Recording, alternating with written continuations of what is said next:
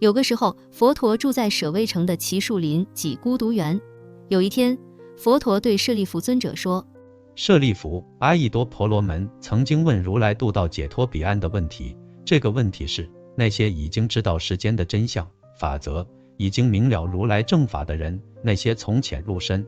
证悟各个不同解脱阶位的修行人，那些证悟不同解脱果位的修行人，他们的言行举止是怎么样的呢？尊敬的导师，请您告诉我。阿逸多婆罗门之后又说偈语道：对法追究者，有学及无学，问此等威仪，请师以说是。舍利弗，应该如何解答阿逸多婆罗门的问题呢？应该如何为他宣说、开示、解释渡到解脱彼岸的法义呢？舍利弗尊者听到佛陀在问自己问题，就沉默不语了。佛陀接二连三地询问舍利弗尊者，舍利弗尊者都沉默不语。于是佛陀提示性地问舍利弗尊者：舍利弗，这是世间物质事物，包括物质身体在内，感受、念想、行为、认识、分别、判断的升起、形成、发生、出现吗？舍利弗，这是原生法吗？舍利弗尊者心领神会地回答：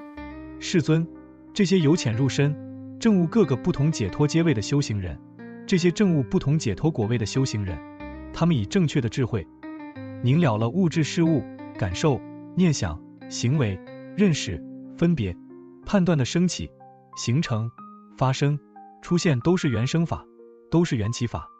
他们以正确的智慧明白这些事物感受、念想、行为、认识、分别、判断都是原生法、缘起法后，他们从这些已经升起、形成、发生、出现的事物感受、念想、行为、认识、分别、判断的沉迷中清醒过来。他们会逐渐地从这些事物感受、念想、行为、认识、分别、判断的执着和贪爱中解脱出来。他们会逐渐地除灭由于这些事物感受、念想、行为、认识、分别、判断而产生出来的烦恼和痛苦，最终将他们自己所有的烦恼和痛苦都灭除殆尽。世尊，他们就是这样去修行的。而世尊，他们是如何证悟各个解脱果位的呢？世尊，这些修行人，他们以正确的智慧明了了事物感受、念想、行为、认识、分别、判断，这些都是原生法、缘起法。他们明白事物感受、念想、行为、认识、分别、判断，这些都是原生法、缘起法之后，他们从这些已经升起、形成、发生、出现的事物感受、念想、行为、认识、分别、判断中清醒过来。他们逐渐地消除对事物感受、念想、行为、认识、分别、判断的贪爱和执着。他们逐渐地除灭由于这些事物感受、念想、行为、认识、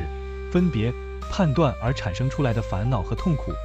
他们到最后不再挂念和执着这些事物感受、念想、行为、认识、分别、判断。他们彻底地从世间的一切事物，从内心的一切念想，